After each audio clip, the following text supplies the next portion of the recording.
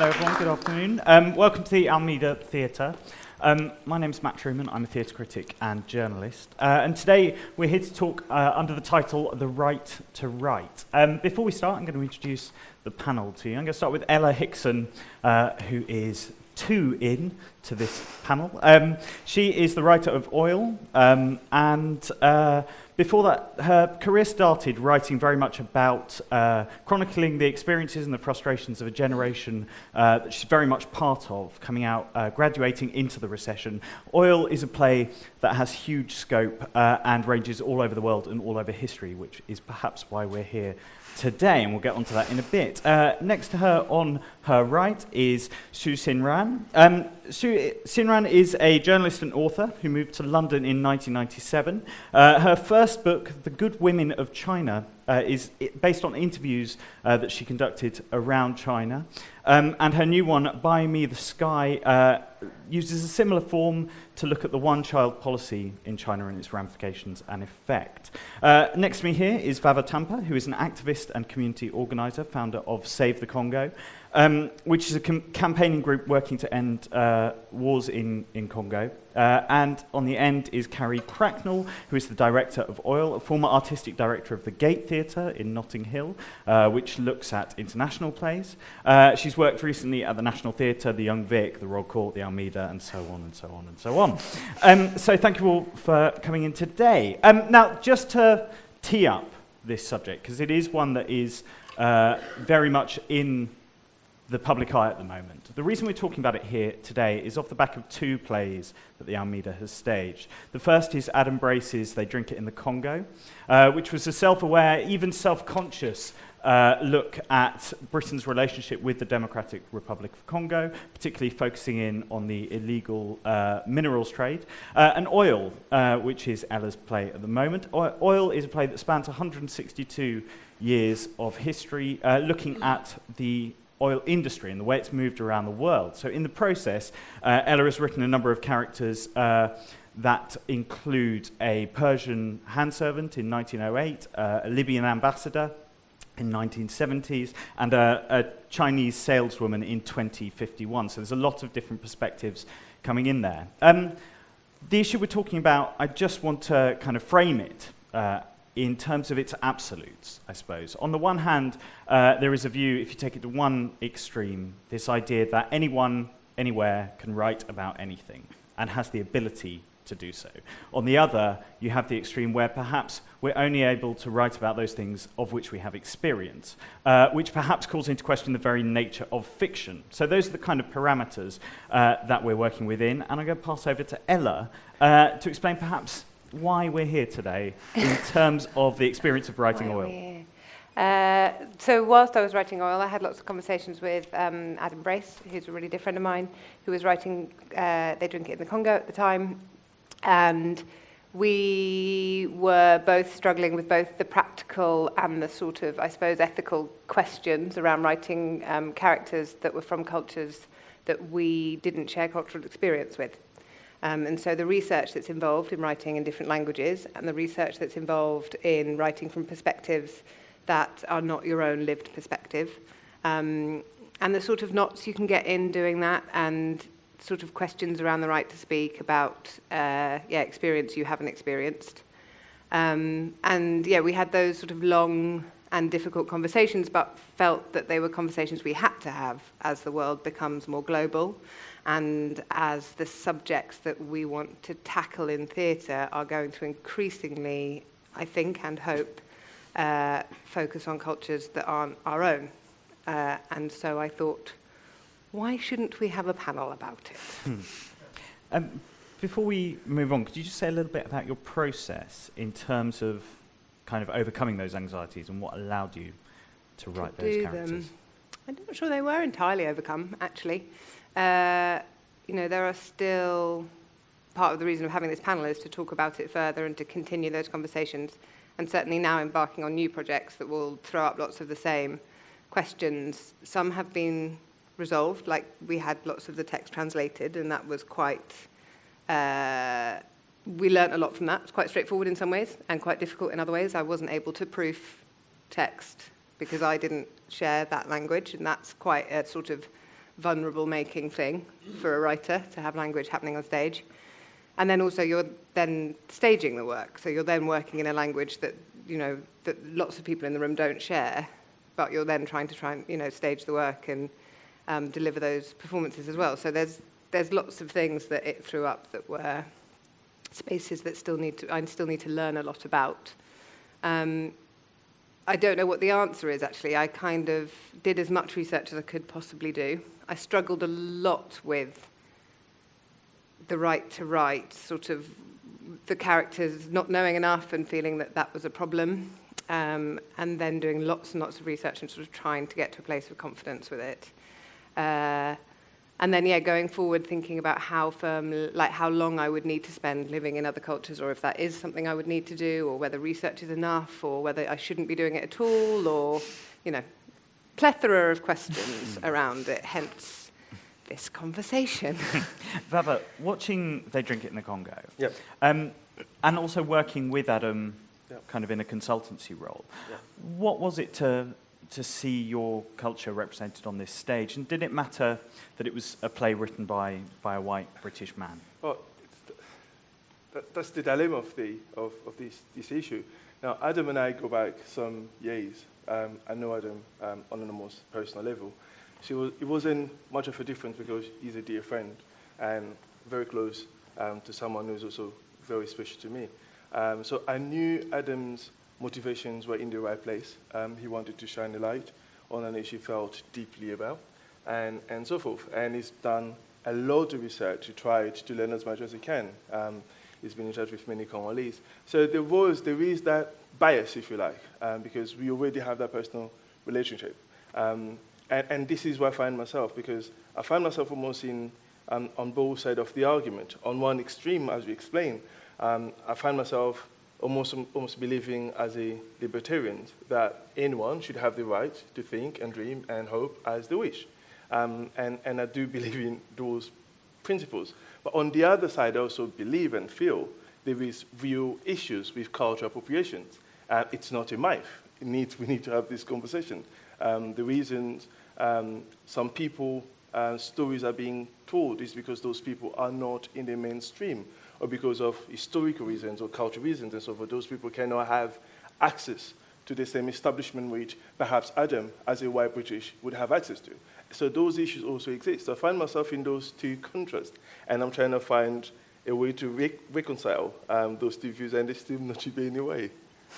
Xīnrán, in terms of your writing, you approach it by interviewing. You're very much a non-fiction writer. Could you say a little bit about that as a mode in comparison to fiction? Why do you tell stories like that?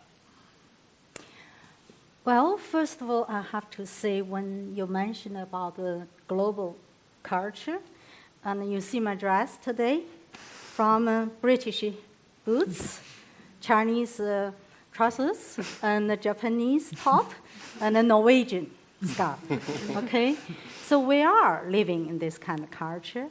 But if you ask me my knowledge, dare I to write about the Norwegian, why they designed in this way? I can't do it.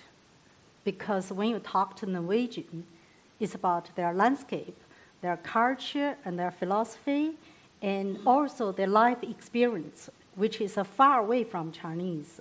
So this is, for me, I'm not confident. I'm writing in nonfiction, and the reason was I'm not genius about fiction writing, because I found fiction writing is remarkable, because the first page, you can make someone born, and the second page, you can kill this person. I can't do that.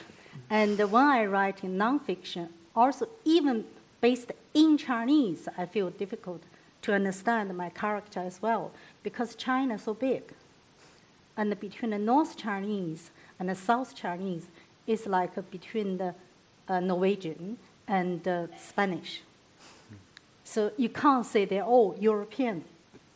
Actually, because the landscape, the language, or the character, or the geography, very different. So for me, I feel the very important as my writing, I have to follow that person's voice. The first of all, you have to feel that. Actually, I just had a meeting this lunchtime with the BBC. They're going to make a 10 series on China. So my first question is, can you see the picture? When you talk about Chinese, can you see the picture? And can you see the difference between the women, okay, in the first generation, about from 1940s until the generation here, and from the dress, from the body language. So it's quite difficult for me to follow that. So this is the most, I spend the time on the writing. So there's the sense then that your work is able to get a pluralism of views. Carrie, when we come across to the sort of stories that you are directing on stage, the structures of stories are the things that often get in the way of kind of the complexities of reality. How do you reconcile those two things as a director? What do you mean? Well, in the sense that a story, I suppose the question is, in a world where we often have, say, black best friends or token women, that is partly about the way that stories are shaped, and therefore we can't have every character given their full biography, their full sort of sense of how you make them a whole human person. How do you go about kind of working against that? I think there's a massive problem in so many regards in theatre and in film and television culture. For so long, we've told stories about white men. The whole of British theatre is based on a tradition that's stories of white men, predominantly. I think Shakespeare plays a kind of glorious but also complicated part in that, because, of course, that's the sort of defining beginning, in a way, for our writing culture. And so you find yourself, I mean, still as a white woman, but I find myself as a female director picking through, trying to find plays that have different perspectives, old plays that are well-known, plays that can be put on in big theatres in London and sell lots of tickets, and, you know, there are lots of challenges around that. And, of course, what you have is this really dominant gaze, which I think is perpetuated probably by the power structures of the people that want to and decide to and end up running theatres and directing theatre and film and television. So you end up with a sort of really homogenous cultural gaze, I think, which is depressing and not good enough and doesn't look like we want the world to look like. And then inside that, you get lots of stereotype. You know, we've all been to see plays with white protagonists and black best friends, or worse, the only black character on stage is a cleaner or a drug dealer or a prostitute. And it extends out in so many ways. And actually these things are subtle, but they define the way that we understand the culture around us. And we all know that those things can shift massively the way we have perspectives on the world. I mean, I always talk about the example in Brookside when there was this first lesbian kiss on Brookside, and it was like a completely landscape-changing moment for popular culture in the UK, because suddenly that was a normal thing that happened on television that people could talk about in a different way. So, of course, we all understand that culture can have big political ramifications and it can change the world, actually. I really believe that. But then what's hard is you sort of, within it, for me as a middle-class white person, how to find the way to tell stories differently, to kind of break open those norms is the challenge, I think. I think one of the things that I found really brave about Ella's attempts within Oil have been to try and to do that, to reach for that. And I think we would both acknowledge that we haven't always been completely successful in those moments of characterization, or, you know, maybe it doesn't always do what it needs to politically, but the attempt has been there.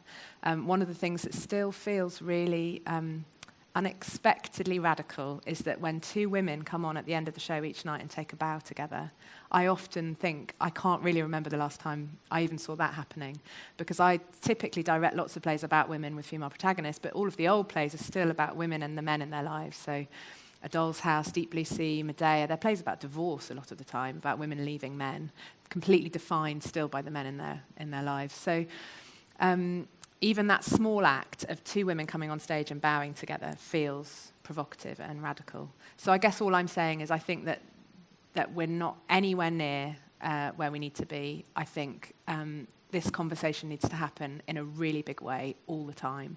And we need to kind of keep looking for the ways in which we can shake up the culture. And I guess I feel a bit like you, I think, on both sides, which is one part of me thinks we shouldn't have the right to write these stories. The people who are having those experiences should be expressing them on our stages. But another bit of me feels, well, how will things change and move forward, and how will normal change unless we all make our best attempt? I guess that's my perspective on it. Ella, one of the things that's kind of at the heart of this is that difference perhaps between the right to write and the ability to do so. And this, if you go back a couple of months to Lionel Shriver's speech at the Brisbane Festival, her argument was that judge me on the basis that I have written it well. And therefore, I am allowed to write anything. What are your views on that? Yeah, one is a craft question, and one is a sort of philosophical or cultural or ethical question. The craft question, I would challenge Lionel Shriver a little bit, because I think you forget in every line that you write of someone with a shared cultural experience how imbued that is with, in my case, 31 years of living and language. We were just talking downstairs about, for me to write a German character, either that German character could be speaking in English, or I could have my English language translated into German. But the mere fact that Germans put the verb at the end of the sentence rather than in the middle changes your entire conversation pattern, the whole rhythm and lyricism. And, you know, so there are things about how you carry yourself, how you speak, how you, you know, that you, without living in those countries for a very, very long time, you won't, the attempt will always fail to some degree. So I don't think it makes sense to go, you're only allowed to do it if you're perfect at it. Because if that is the case, you've only got one lifetime. How many countries can you cover if it's going to take 10 years a pop, right? So I better get going quickly. So if we're saying you've got to live 10 years in a country before you're allowed to write it, that's basically saying, you know, that you're not allowed to do it. It is really tricky, because I think also the act of trying to write characters from a different culture, whilst completely flawed, and cultural appropriation is totally a risk, and especially like the terms of cultural appropriation, I think are quite specific depending on what the particular relationship between that culture of the writer and the culture of the subject is. I think those two specifics are very important in each case. I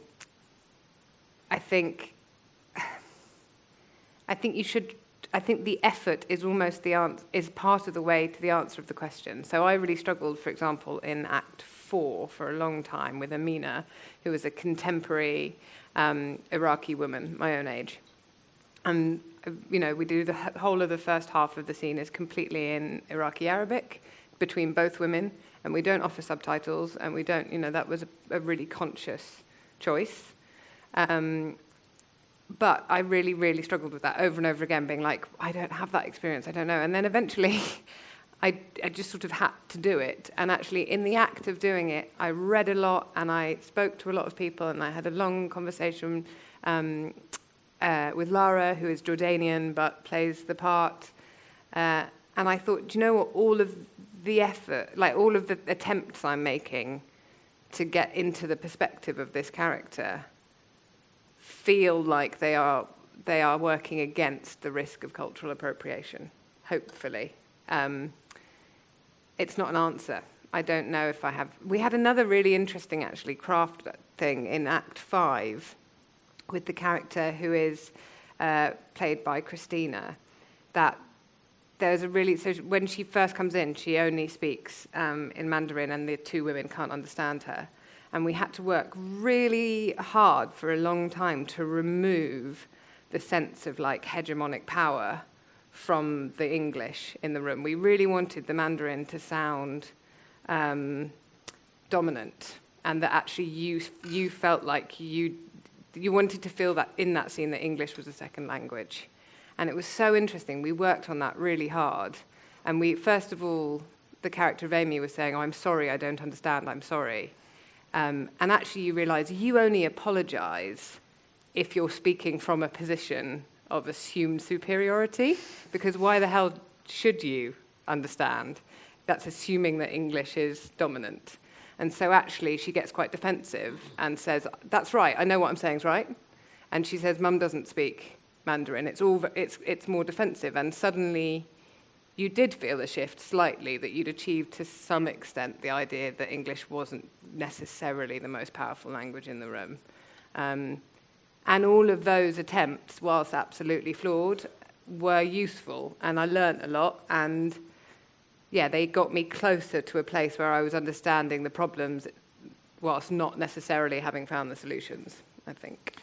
Vava, when you were working with Adam, what sort of things were you kind of picking him up on in terms of the writing? What advice was he seeking from you in terms of... Let me just go back and pick on what Ella just talked about. I think the issue is, we need to sort of observe this situation from both the micro and the micro level. Okay, there is the personal level, which is the writer essentially doing everything you can to ensure that, you know what, I give this character and this story the best representation I can possibly give it, as true to its, culture, stories as much as I can.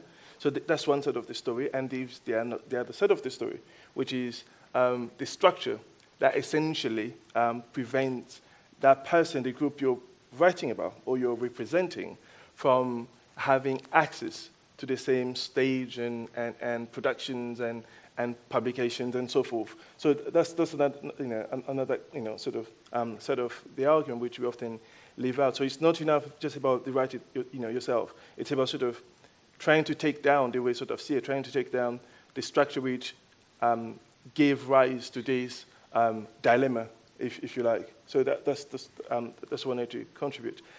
In terms of Adam did something which was fascinating. His story wasn't based in Congo for a start. Okay, it was based in London, which is really fascinating. And so that on itself gave him a lot of room. He was present when the story were taking part. He did not write, he did not imagine. He did imagine some section of the story, and some of them were made up from conversations he's had with people like me and other people, but he was present. He saw some of the characters they had written about. So Adam's one was an interesting one, and my contribution, I suppose, was much more sort of making sure that the story which, because stories simply do not happen out of the blue. The stories are connected with what happened in the past and what's going to happen in the future. So my contribution was ensuring that what Adam writes reflect where the story comes from, the stories of that story, if you like, and making sure that it sort of reflects the conversation which is going on within the Congolese community, which is on itself very interesting, but also does dampen people's creativity, because you don't want to be sort of forced to leave or to do your creativity within center perimeters. So yeah, that was Adam and I's work. Carrie, do you think that there's a difference between theatre and literature on this front? Theatre being a collaborative medium and literature being often a solo?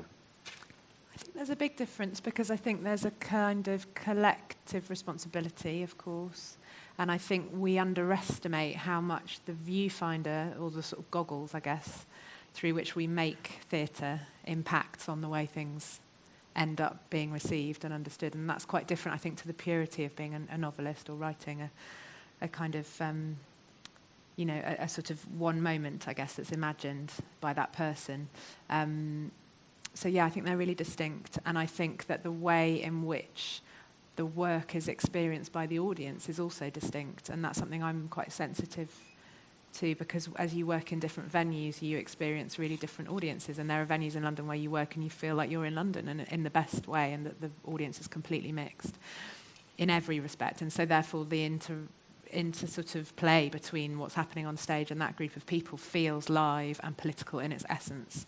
And then in other venues it doesn't feel like that, so then you suddenly feel this very sort of odd white, often gaze, looking in on the work that you're making, and then that has a whole other level of complexity, I think. So yeah, there are many more elements, and I think in an odd way, more possibility for political engagement in theatre, which is exciting.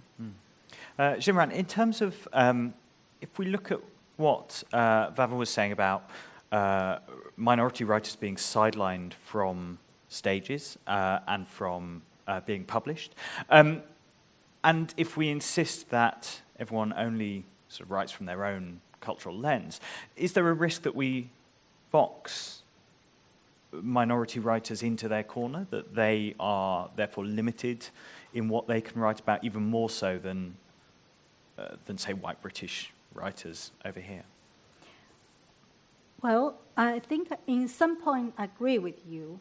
If, how do you say, each kind of people just write their own culture, you never could make this kind of culture crossing and understanding from distance.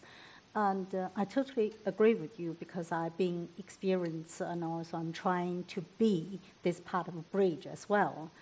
But the problem is I found, particularly when we mentioned about the white people, okay, forgive me if you feel something. I found that particularly British, okay, they have this kind of culture arrogance.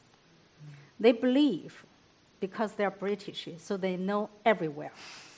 Yeah, so they don't bother to listen, to respect some culture they are with their ignorance. Okay, you see so many play and film, and they try to play and about the character in different culture. They just made up by their thinking, beliefs.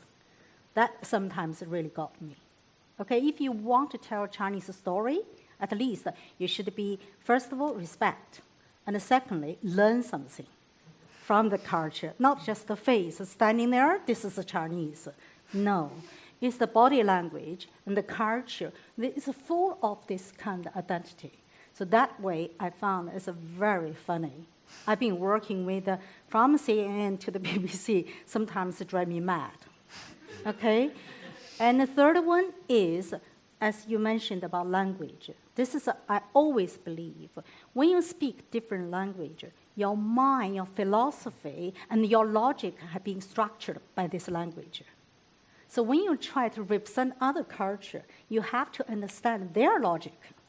Otherwise, like I tell you, that sometimes always happen. Say, in the Western play about Chinese women, the fighting and the talking and the standing in the same line with the men, forget it.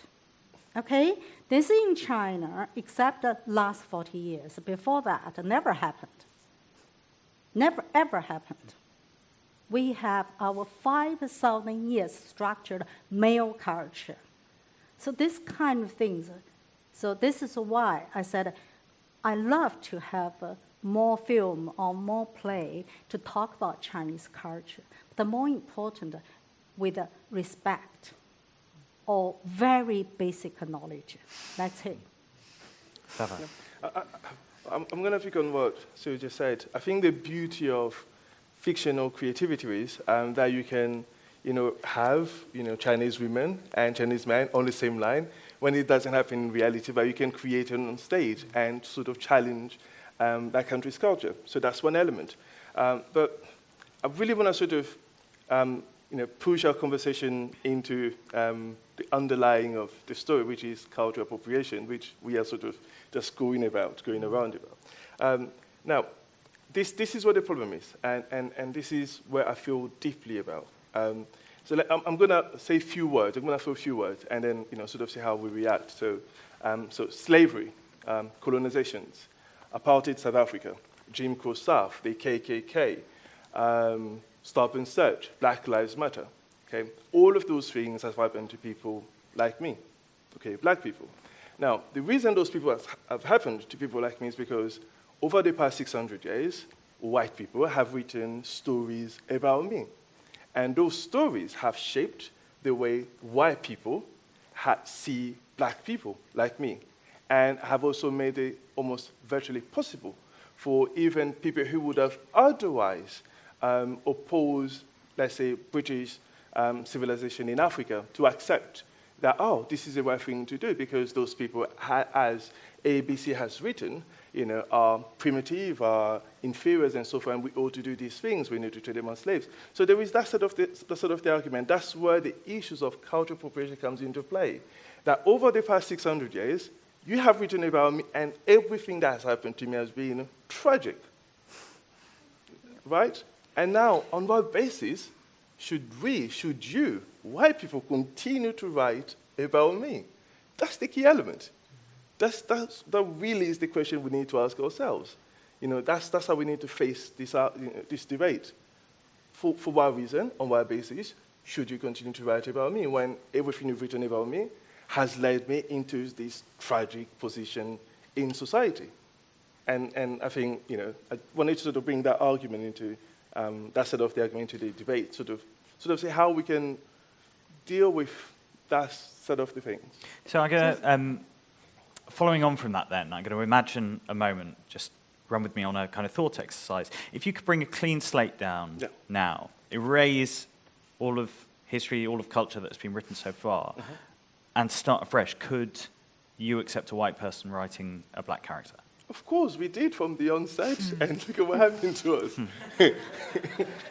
So it's an interesting one.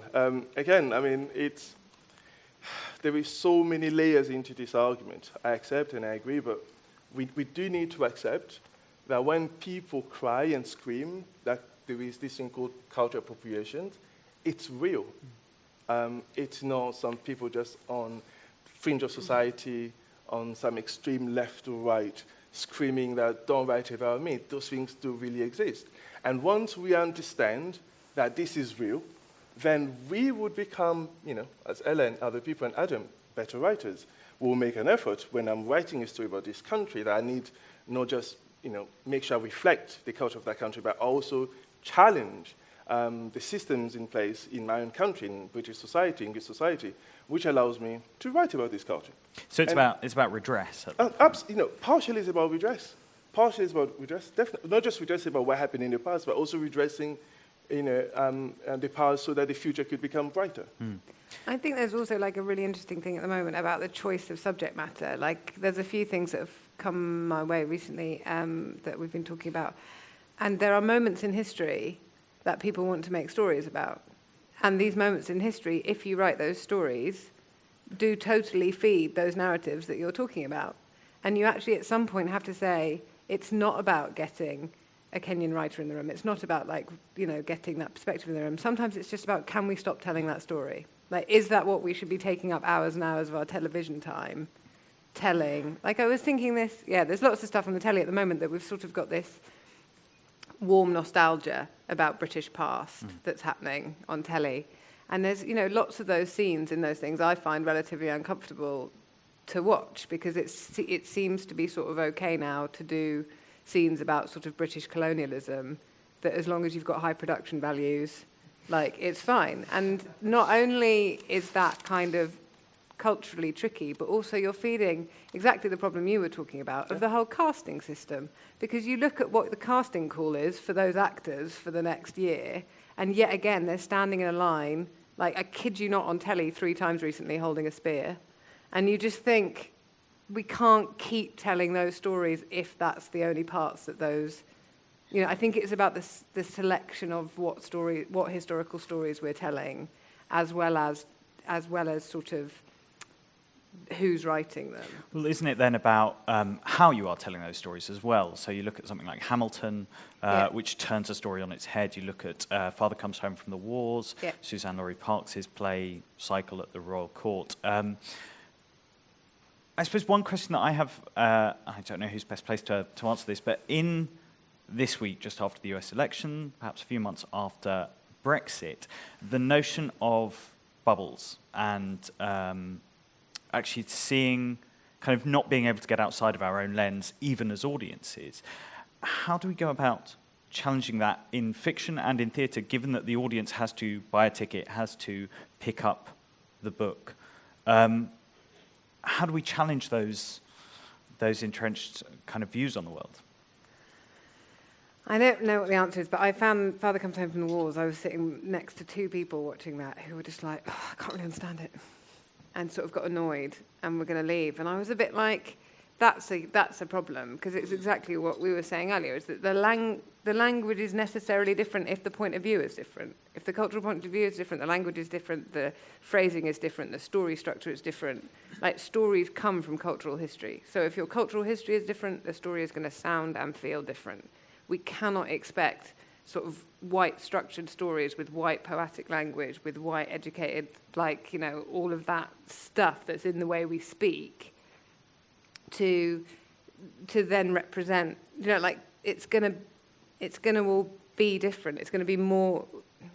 I just often think it's a taste thing, and I think we need to sort of get on board with that in a much bigger way. Can I come back to you on that before we move on then? Because as a critic, sitting in Yeah, front of that and being often- asked to judge that piece of work at some level, and then recognising that I sit in this country in a very, pretty much as undiverse a bunch of people as there are in British theatre, which is problematic, obviously.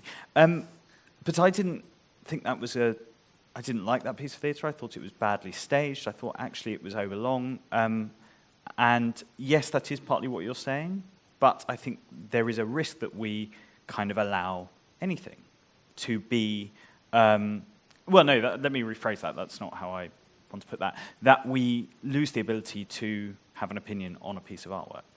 I just think we need to be aware that our value judgments and opinions are totally produced by a very particular set of cultural assumptions. So if we're going to go to a newspaper and see if a play is good or bad, we're actually going to go to a newspaper and see if a play is good or bad from a white, largely male point of view. Like, that's what a review is. Like, that's not whether a play is good or bad.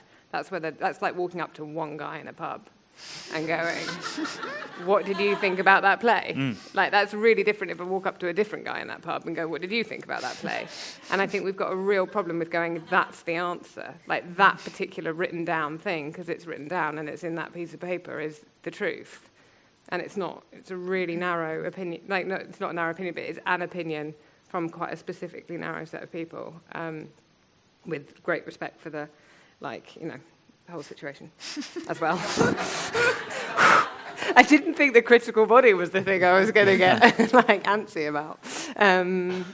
But it's a question of gatekeepers, it's a really right? big and difficult, And it then becomes a question of gatekeepers in terms of artistic directors, in terms of literary managers, in terms of who's commissioning the work and whose eyes are on it at the end.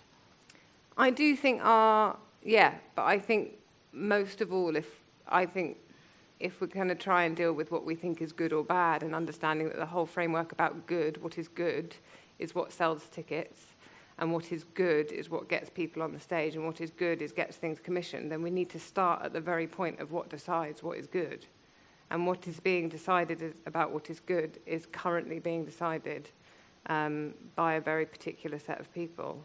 And I think it is about that, because as much as you change the casting systems and the commissioning systems and the production structures, it's the value judgment that brings the audience, and it's the audience that pays the money to get everything to work. So, I think it's about value and, taste in that and trying to change that, which is about being more open to different... I think it quite a lot when I go and watch dance or poetry. You sort of, when stuff isn't stuff you know about, you don't really have the right to say if it's good or bad, particularly. You have the right to enjoy it or not, but unless you know a little bit more about the point of view from which it's being made, I don't think you've got the right to say if it's good or bad. I don't know. Fabri, you want to come in? I think we are we are talking from different perspectives. Ella's talking clearly as a writer, and everything she says is absolutely right.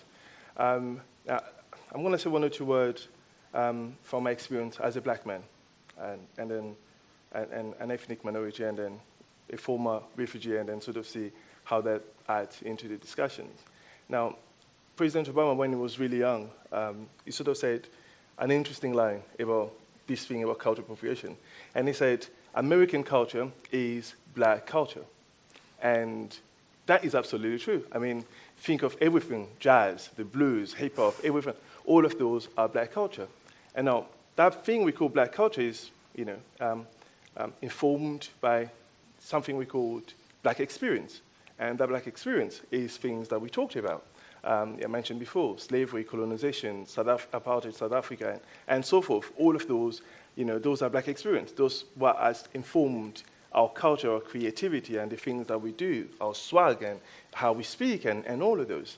Now, the reason all those experiences have happened, have taken place, is because of this thing and which I think Ella mentioned before.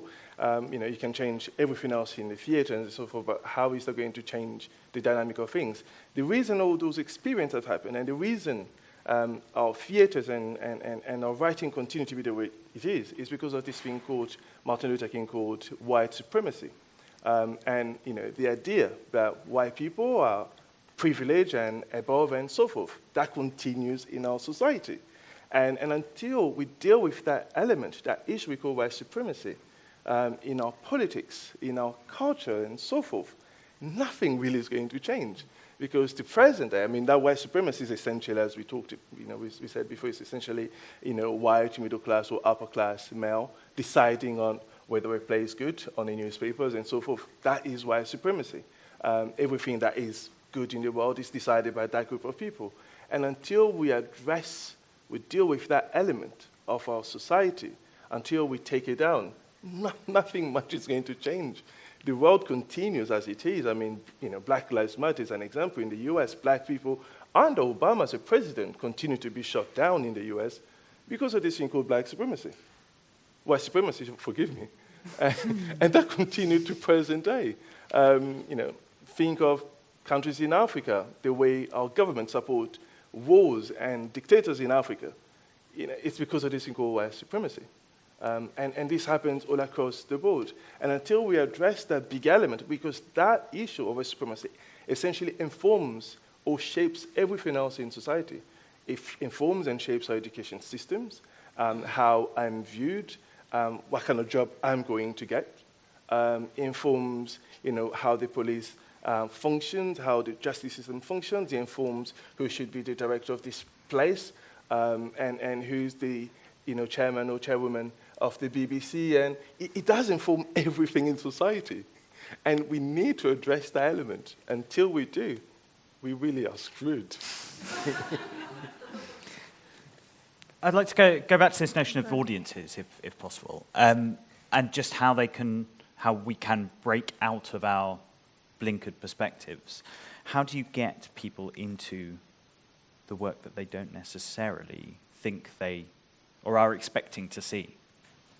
I think The Young Vic is a really good example of a theatre in London that's committed over many, many years. David Land's project has been to sort of really commit to inviting lots and lots of people from Lambeth and Southwark to come and see the work, and they give away a lot of their tickets. And so over time, people become their own kind of gatekeepers of the theatre. They feel ownership, that they feel that the bar is theirs and that the theatre is theirs. And I think that's one of the real success stories, I guess, is that there feels like lots and lots of different kinds of interventions in that theatre between really disparate groups of people who come together and watch stories about cultures like their own, but also other stories. So I think it takes real passion and commitment and proper, genuine interest and love from whoever the people are working within the theatre who want to commit to different kinds of audiences. I don't think it's something that can happen instantaneously. I think it absolutely comes back to white supremacy. The amount of meetings that I've sat in with, my beloved but ultimately all white colleagues talking about, well, how do we change the audience, or how do we reach out to a different audience for this show? Wouldn't it be great if everybody watching the show didn't look like us? Yes, of course it would, but it all comes back to the same sets of problems. And it takes proper ambition and vision and imagination to sort of find other ways of countering that, I think. So, yeah, I guess not overnight, but it would be great if more people cared more about it, I think. I was just going to say, I think some of that is stories. Yeah. No, because I just, what she's talking about remind me about Harry Painter. When his first show on the stage, only 5 audience. Yeah, no one really understand him, and also Times really criticize him. But afterwards, he really made this revolution for the play.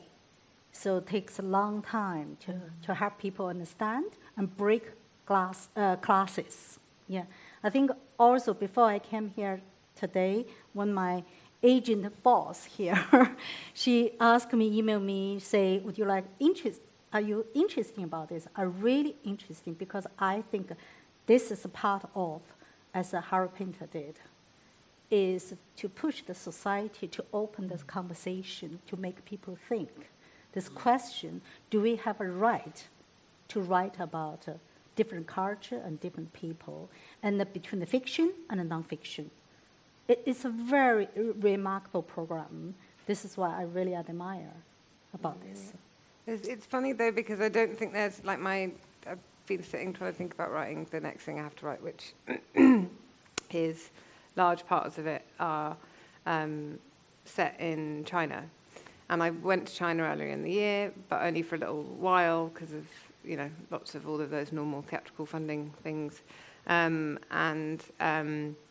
Have read a lot. But you were saying earlier, like you've got to know something. You've got to know at least a little bit. And I've got my Learn My Mandarin CD at home. But it's naff, man. Like it's not enough. And it's, and so I'm facing this thing of going, do you try? Because what's the other option is I want to talk about that story because it's about America's financial involvement in that part of the world in the last sort of 50 years. And I want to tell that story because I think it's important that those stories are told, and I think it's important that we look at like what the future will be. But there is a real hesitancy around it, and there is a real, how much do you need to know? Like, how do you know that? What's the point of information at which you go, oh, now I am ready, now I can, now I can do it. Yeah, it's a minefield. Or do you get someone else should someone else be writing? Honestly, should somebody else be writing those stories? Because there are those writers out there. And why aren't, if those stories need to be written and they're important stories, maybe those people should be writing them. Tricky. I think you've just hit on the kind of essence of the issue. Guys, thank you very much to the panel, and thank you for coming along. Thank you.